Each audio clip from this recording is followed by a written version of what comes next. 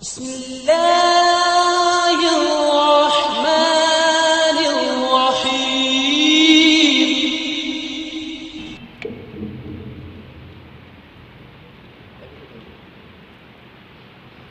نہیں ایسے ہی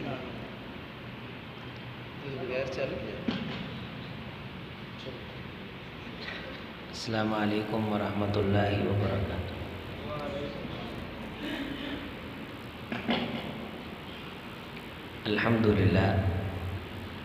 الحمد للہ رب العالمین والعاقبۃ للمتقین والصلاة والسلام علی اشرف الرسل وخاتم النبیین وعلى آلہ واصحابہ الطیبین الطاہرین ومن تبعهم بإحسان إلى يوم الدین.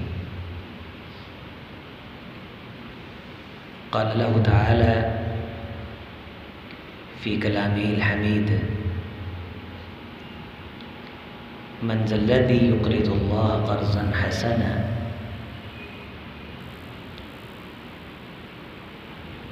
فیضاعفہ له. وقال تعالی فی کلامہ الحمید تجدوه عند اللہ هو خیرا واعظم اجرا. وقال تعالی سابقوا الى الخیرات. وقال تعالی سابقوا الى مغفرہ. وقال تعالی الشیطان یعدکم الفقر وَيَأْمُرُكُمْ بِالْفَحْشَاءِ. وقال تعالى ما عندكم ينفد وما عند الله باق. وقال النبي صلى الله عليه وسلم اللهم إني أسألك فعل الخيرات. وقال انی اسألک فواتح الخیر خواتمہ و جوامعہ او کما قال علیہ الصلاۃ والسلام. حاضرین مجلس، فضیلت الشیخ حضرت العلام حضرت حافظ احمد اللہ حامد صاحب، معزز مہمانان گرامی، نمازی احباب، حاضرین و حاضرات، اللہ تعالی نے کائنات کے نظام کی بقا، احساس اور خیر پہ رکھی ہے. انسان کے اندر اللہ نے دونوں چیزیں رکھی ہیں، فَأَلْهَمَهَا فُجُورَهَا وَتَقْوَاهَا،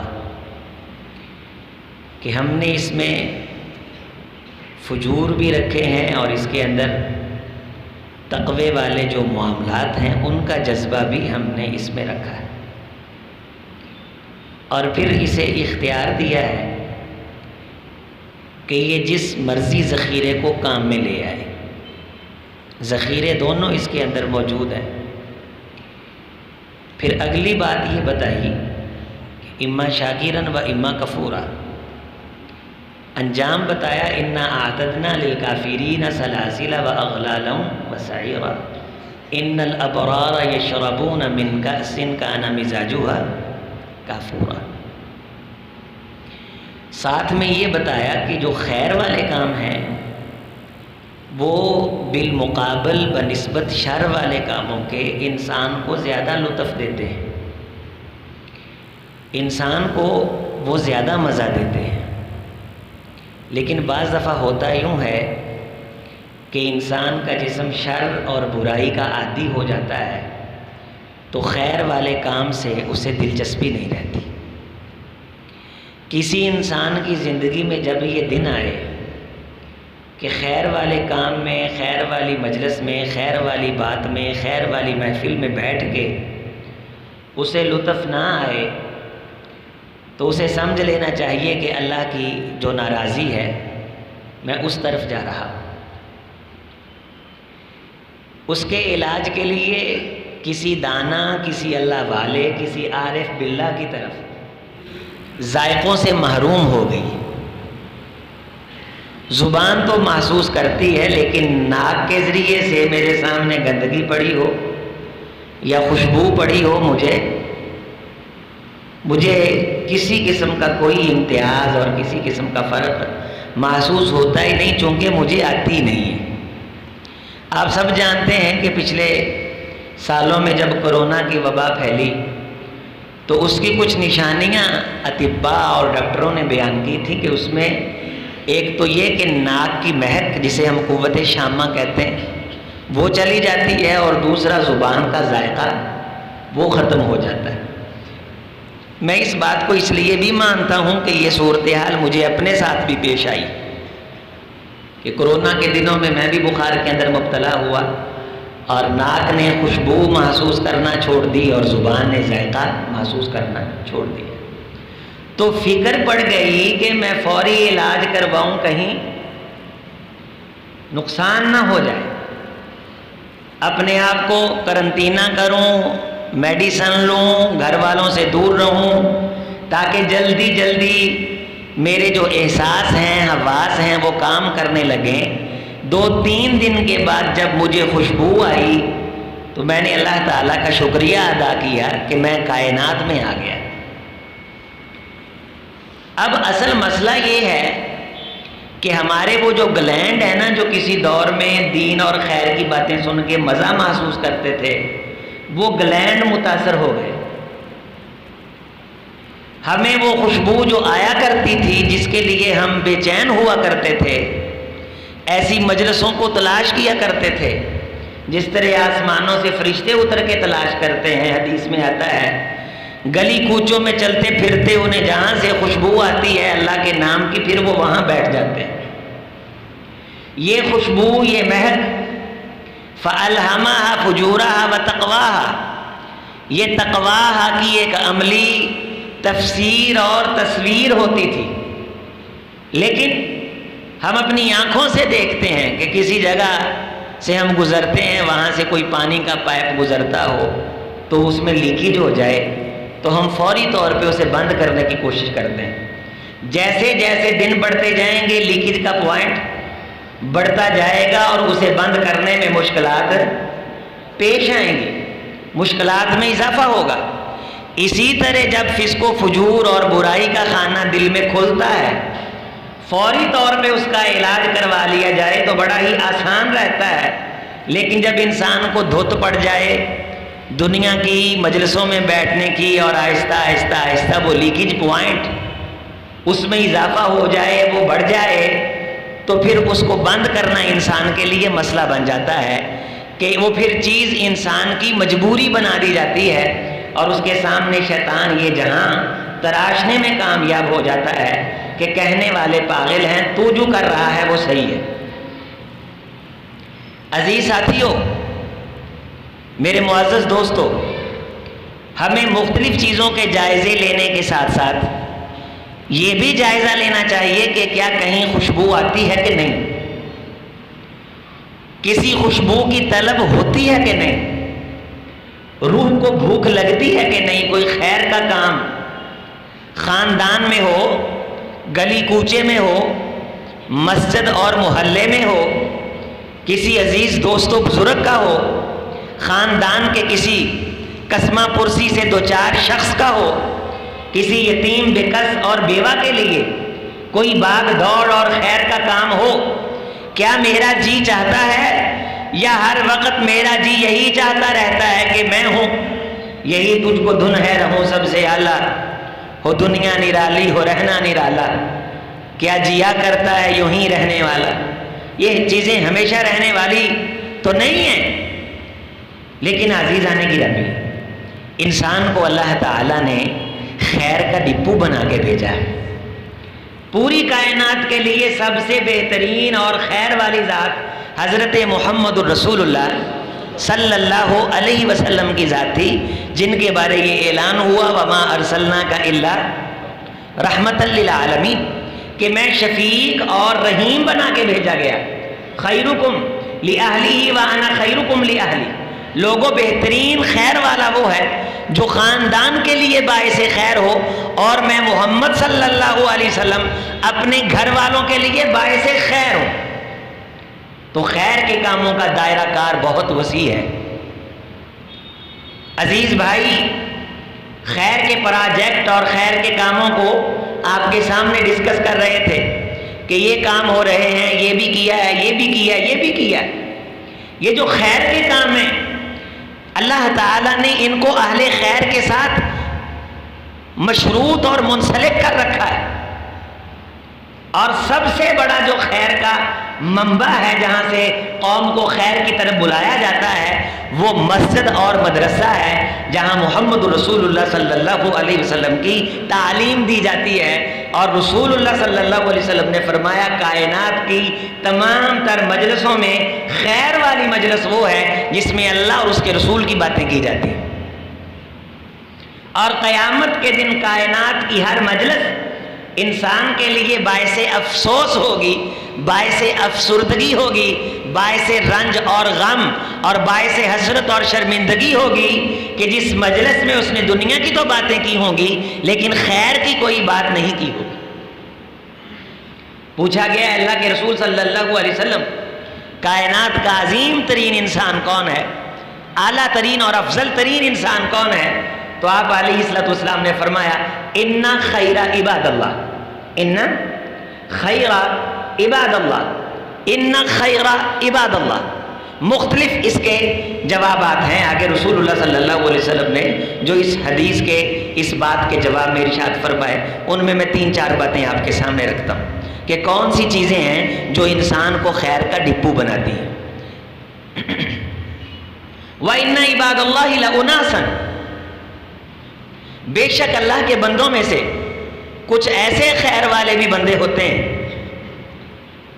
رحمت کائنات نے فرمایا کہ انہیں اللہ تعالیٰ فخر سے دیکھتے ہیں اور اللہ ان پہ فخر کرتے ہیں، فرشتے ان کی عزت کرتے ہیں، فرشتے ان کو اکرام دیتے ہیں، ان کی بات کا اللہ کے ہاں بڑا وزن ہوتا ہے، وہ جہاں سے گزرتے ہیں وہ رستہ خیر کا رستہ بنتا ہے، جہاں بیٹھتے ہیں خیر اترتی ہے، جو ان کے قریب آتا ہے اللہ اسے بھی وہ خیر عطا کرتے ہیں، اور وہ اگر کسی کے پاس جاتے ہیں وہاں بھی خیر اترتی اور نحوست کوچ کرتی ہے۔ کئی فضائل ہیں، میں جزوی طور پہ بیان کر کے اس بندے کا تذکرہ کرتا ہوں جسے رسول اللہ صلی اللہ علیہ وسلم نے اس حد تک عظیم الشان بیان فرمایا۔ فتقول الملائکۃ ربنا، فرشتے بھی کہتے ہیں اے اللہ یہ شخص جو ہے جسے آپ نے اتنی خیر عطا فرمائی، اتنی خیر عطا فرمائی، حتیٰ کہ آپ نے اسے یہ مقام اور عزت عطا فرمائی کہ آپ نے یہ اعلان فرمایا کہ یہ بندہ میرا ہمسایہ اور میرا پڑوس اختیار کر چکا ہے، جبکہ تیری ذات تو پاک ہے، وہ پڑوس اور کسی قسم کی ہمسائیگی کی محتاج نہیں ہے۔ یہ خوش بخت کون ہے جنہیں تو نے اتنی خیر والا بنایا؟ 2 احادیث ہیں جن کا مفہوم یہ ہے کہ ان میں سے ایک شخص وہ جسے رسول اللہ صلی اللہ علیہ وسلم نے یہ اعزاز عطا فرمایا، فرمایا میرے صحابہ وہ میری امت کے بزرگ بوڑھے جو مسجد کے ساتھ اتنا تعلق مضبوط بنا لیتے ہیں، ان کا تعلق مسجد کے ساتھ ایسے ہی ہو جاتا ہے جیسے دیوار میں ٹھونکی گئی کسی کھونٹی کا ہوتا ہے، وہ مسجد کا حصہ بن جاتے ہیں، پکے نمازی ہوتے ہیں، وہ اتنے چہرے پرانے ہوتے ہیں کہ بچوں بوڑھوں جوانوں کو یاد ہوتے ہیں کہ یہ ہماری مسجد کا 5 وقت کا نمازی ہے، بر وقت دروازہ کھولتا ہے، سب سے پہلے آتا اور سب سے آخر میں جاتا ہے۔ ایسا خوش نصیب ہر مسجد میں ہوتا ہے، لیکن ہوتے یہ ایک آدھی ہیں، یہ زیادہ نہیں ہوتے۔ ان کے بارے رسول اللہ صلی اللہ علیہ وسلم نے فرمایا کہ یہ وہ لوگ ہوتے ہیں کہ ان کے پاس بیٹھنے سے انسان کو خیر ملتی ہے۔ دوسرا شخص جسے خیر کا ڈپو قرار دیا گیا، خیر کا منبع قرار دیا گیا، رحمت کائنات علیہ الصلوۃ والسلام نے فرمایا ان من اجلال اللہ اکرام ذی الشیبہ، میری امت کا وہ شخص جو حالت اسلام میں جوان تھا اور حالت اسلام میں بوڑھا ہوا، اور لوگوں نے اسے دین کے کام کرتے اپنی آنکھوں سے دیکھا، دین کی طرف بلاتے اور منادی کرتے اسے سنا، اور وہ استعارہ بن گیا گلی محلے میں، وہ آدمی انسان کے مدارج طے کرتا ہوا مولانا شیخ الحدیث کے درجے تک پہنچا، اور اس کا انٹروڈکشن اور تعارف معاشرے میں یہ ہوا کہ یہ اللہ اور اس کے رسول کی بات کرتا ہے، یہ اللہ اور اس کے رسول کا نام لیتا ہے۔ فرمایا معاشرے کا کوئی شخص اس کی اگر عزت کرتا ہے تو اللہ تعالیٰ اسے اتنا اکرام عطا کرتے ہیں، اس کی عزت کرنے کی وجہ سے اللہ اسے اتنی خیر عطا فرماتے ہیں، ان من اجلال اللہ، گویا کہ اس بندے نے اللہ کی عزت کی ہے، اللہ اسے اپنی عزت کرنے والوں میں شمار کر لیتے ہیں، اللہ اسے اپنی ذات کو پروٹوکول دینے والوں میں شمار کر لیتے ہیں۔ تیسرا شخص فرمایا مجھ محمد صلی اللہ علیہ وسلم کی امت کا وہ شخص جس نے کسی مسجد سے تعلق مضبوط بنایا اور اس کی زندگی میں 12 سال ایسے آئے، کتنے سال؟ 12 سال، کہ وہ 12 سال مسجد کے ساتھ منسلک رہا، تعلق رکھتا تھا اور اذان دیتا تھا، اذان دیتا تھا۔ اس کے اس دورانیے میں مختلف روایات ہیں، کہیں 20 سال کا تذکرہ بھی آتا ہے، کہیں اس سے کم بھی آتا ہے، لیکن میں نے آپ کے سامنے جو حدیث پیش کی ہے اس میں 12 سال کا تذکرہ ہے۔ رسول اللہ صلی اللہ علیہ وسلم نے فرمایا جس شخص کا اتنا تعلق اللہ کے ساتھ گزر جائے اور اس بنے ہوئے تعلق میں وہ اللہ کی طرف بلاتا بھی رہے، جب وہ اللہ سے دعا مانگے تو اللہ اس کی دعا کو رد نہیں کرتے۔ یہ ولی ہوتے ہیں، یہ کوئی جبے کبے والے ولی کی نشانی تھوڑی کہ اتنی بڑی پگڑ باندھتا ہے، 25-26 رومال اس کے پاس ہوتے ہیں، اچھا خاصا اس کے پاس پیٹ ہوتا ہے، 25-26 غلام ادھر ہوتے ہیں، 25-26 نوکر چاکر ادھر ہوتے ہیں، ایک گاڑی کا دروازہ کھولنے والا ہوتا ہے۔ نہیں، رسول اللہ صلی اللہ علیہ وسلم نے ولی کی کوئی ایسی نشانی بیان نہیں کی، یا وہ گلے کے اندر کوئی جوتیوں کا ہار ڈال لیتا ہے یا لوہا ڈال لیتا ہے، اور جناب میری 25 من اس نے لوہا ڈالا ہوا، پاؤں اس کے ننگے، ہاتھ میں اس نے بہت بڑا رول پکڑا ہوا، دکڑ بوم شکڑ بوم بازاروں میں کرتا پھر رہا ہے، نہ اسے مسجد کا پتہ، نہ پاکی، نہ کسی قسم کی طہارت، سگریٹ پہ سگریٹ لیے جا رہا ہے، لوگ بڑی عقیدت اور احترام کے ساتھ اس کے سامنے بیٹھے ہیں۔ یہ بالکل خیر نہیں ہے، یہ سارے کا سارا اول تا آخر پاؤں کے ناخن سے لے کے سر کے بال تک اللہ العظیم شر ہی شر ہے۔ جا بیٹھ کسی غار میں، اللہ کو کر یاد۔ رب رجل من اغبر واشاس لو اقسم علی اللہ لا برا۔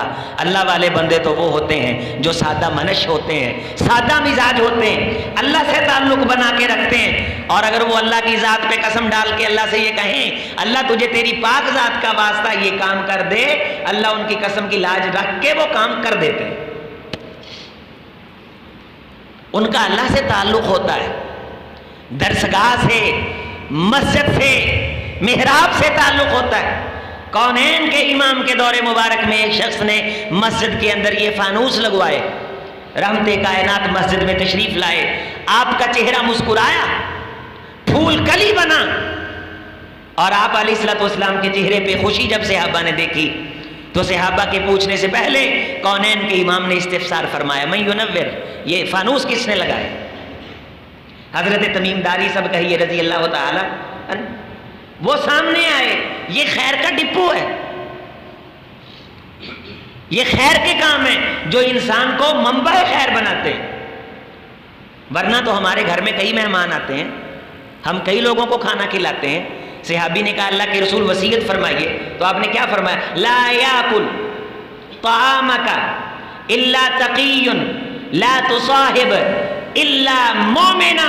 او میرے صحابی، اگر تو خیر کا ڈپو بننا چاہتا ہے، جب بھی تیری دسترخوان کے اوپر کوئی بیٹھے تو تو سوچا کر یہ بیٹھنے والا اللہ والا ہے یا کوئی اور ہے۔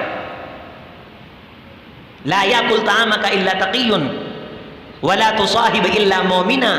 تیری یاری دلی یاری، تیرا دلی تعلق، جس تعلق پہ تجھے فخر ہو وہ تعلق کسی ایمان والے کے ساتھ ہو۔ اس بات پہ شوخی نہ مارا کر کہ میرا فلاں MNA MPA سے تعلق ہے، ضرورت ہوتی رکھنا چاہیے، میں یہ نہیں کہتا کہ ہمارا ان کے ساتھ تعلق نہیں ہونا چاہیے، لیکن جس تعلق پہ ہمیں فخر ہونا چاہیے، ہمیں خوشی کا اظہار کرنا چاہیے، پنجابی میں کہتے ہیں چوڑے ہونا چاہیے، تو وہ تعلق کون سا ہے؟ میرا فلاں اللہ والے سے تعلق ہے، فلاں قاری صاحب سے تعلق ہے، فلاں خاندان کے بڑے بزرگ سے تعلق ہے، میرا اس کے ساتھ تعلق ہے جس کا اللہ کے ساتھ تعلق ہے، جس کا کس کے ساتھ تعلق ہے؟ اللہ کے ساتھ تعلق ہے۔ یہ چیز انسان کو خیر کا منبع بناتی، یہ خیر کا ڈپو بناتی۔ عزیز ساتھیو، جس طرح جسم کو بھوک لگتی ہے اس طرح روح کو بھوک لگتی ہے۔ اگر جسم کو بھوک لگے، اگر ہم حلال نہیں کھلائیں گے تو حرام کی طرف جائیں گے، بچے کو حلال نہیں کمانا سکھائیں گے تو بچہ حرام کی طرف جائے گا۔ اسی طرح روح کو بھوک لگتی ہے، اس کی بھوک ان محفلوں میں بیٹھ کے پوری نہیں کریں گے تو یہ روح ہمیں کسی اور محفل میں لے کے جائے گی،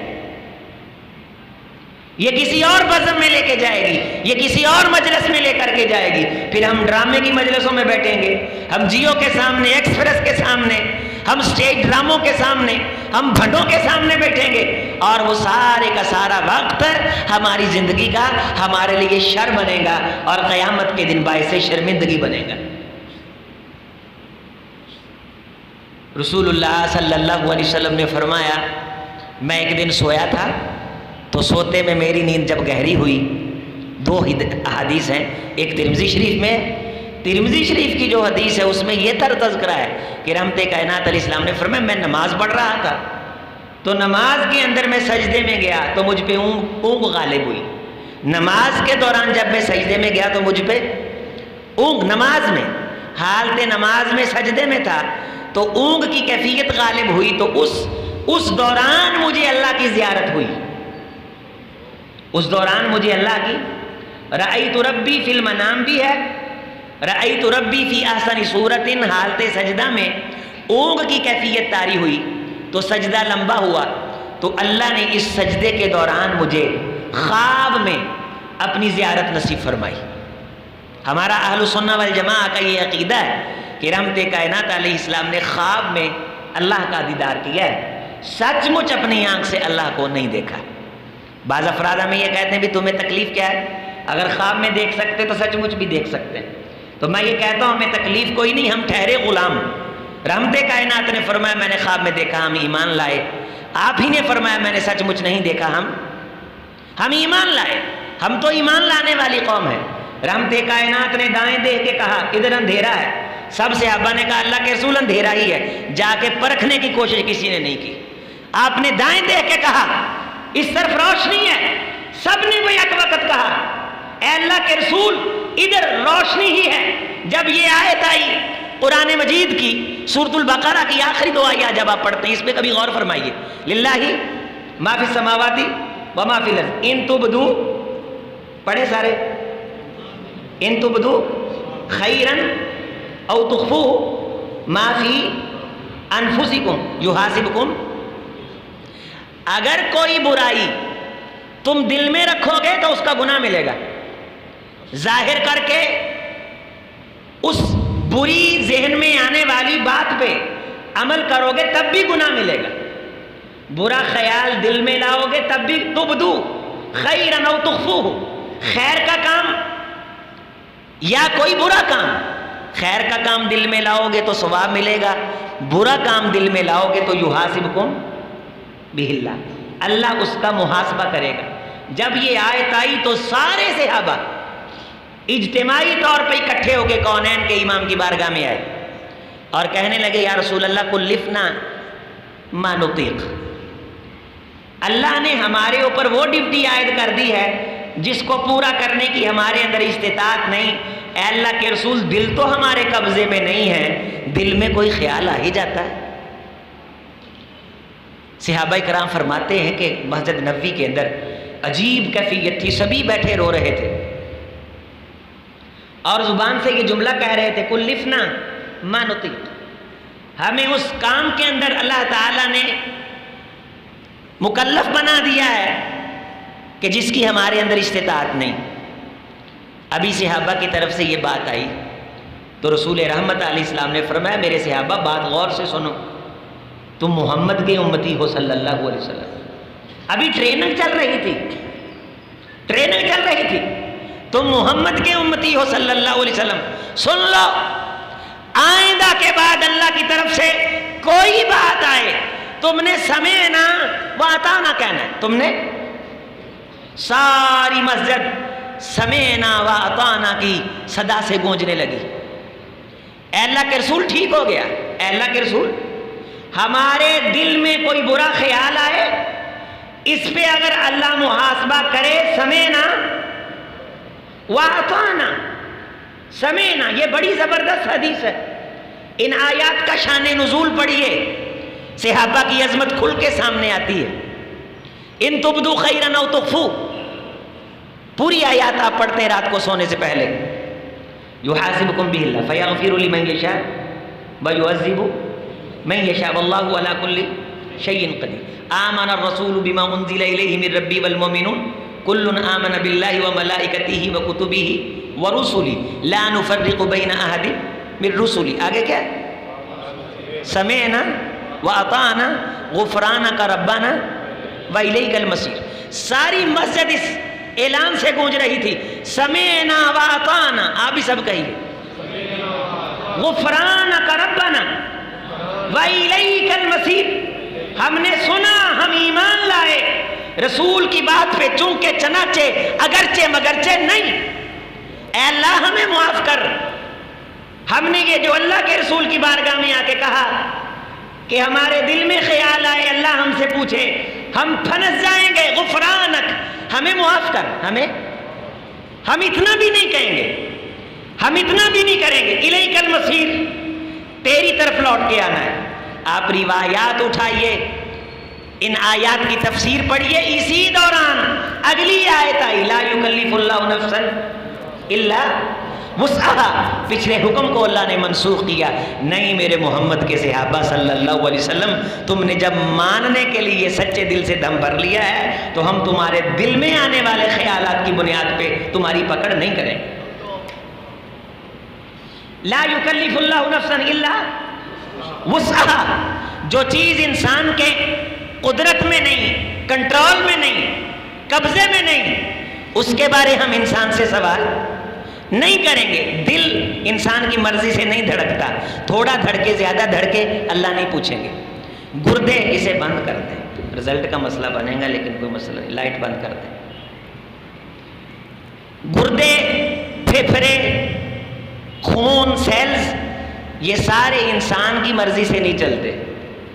اللہ تعالیٰ نے ان کے لیے اپنا ایک قانون اور نظام بنا رکھا ہے، لیکن یہاں آپ اپنی مرضی سے بیٹھے. برائی کی مجلس میں انسان اپنی مرضی سے جاتا ہے، اطاعت کی طرف انسان اپنے اختیار سے آتا ہے. سب نے کہا سمعنا و اطعنا. بات میں یہ کر رہا تھا، غلام کا کام چونکہ چنانچہ کرنے کا نہیں. ہم کٹی پتنگ نہیں ہے، ہماری ڈور محمد رسول اللہ کے ہاتھ میں. مثل المومن کالجمل الانفی حیث ما قید انقاد و ان اناخ علی صخرۃ استناخا.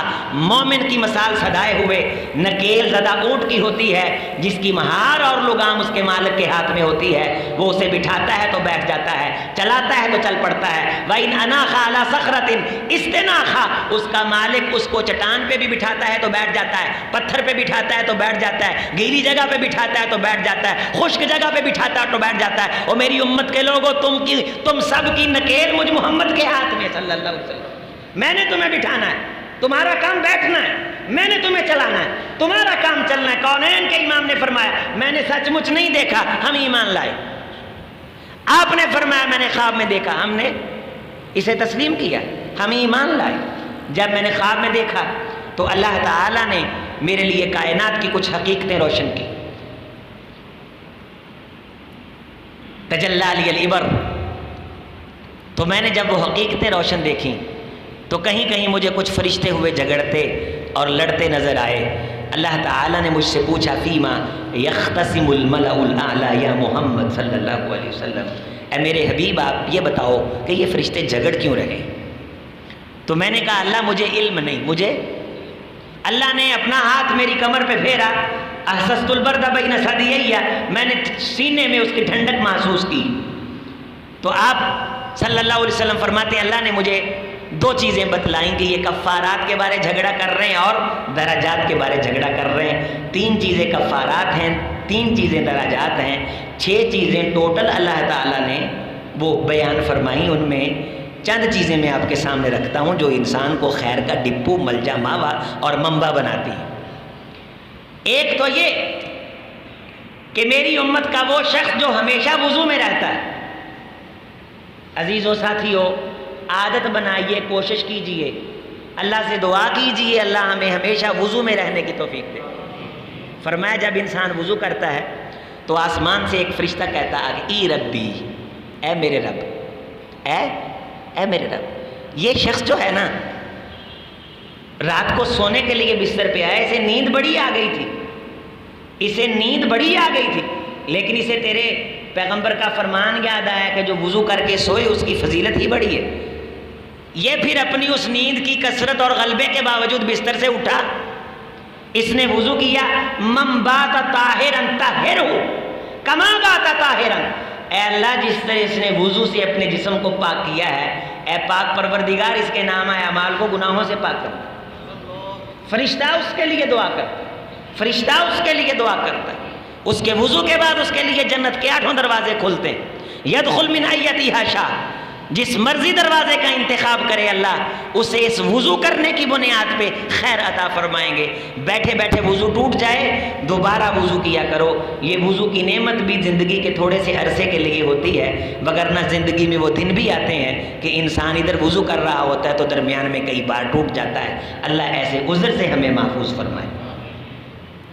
اگر صحت سلامت ہے تو غنیمت جانیے، با وضو رہا کریے۔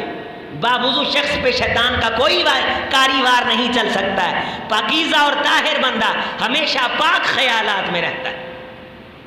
وضو والے شخص کو فرشتے اللہ کی طرف سے رحمت کے پیغامات پیش کرتے ہیں اور اس کے لیے اللہ تعالیٰ سے بخشش اور مغفرت کی دعا کرتے ہیں۔ اس حدیث میں رسول اللہ صلی اللہ علیہ وسلم نے یہ فرمایا کہ میری امت کا وہ شخص کہ جس کو اگرچہ سردی بھی لگ رہی تھی، رات بھی ٹھٹھرتی تھی، لیکن اس کے باوجود اس بندے نے بڑے اچھے طریقے سے وضو کیا۔ من توضأ فأحسن وضوءہ، بہترین طریقے سے ہم وضو کرتے ہیں، ہم وضو مغروں لاتے ہیں،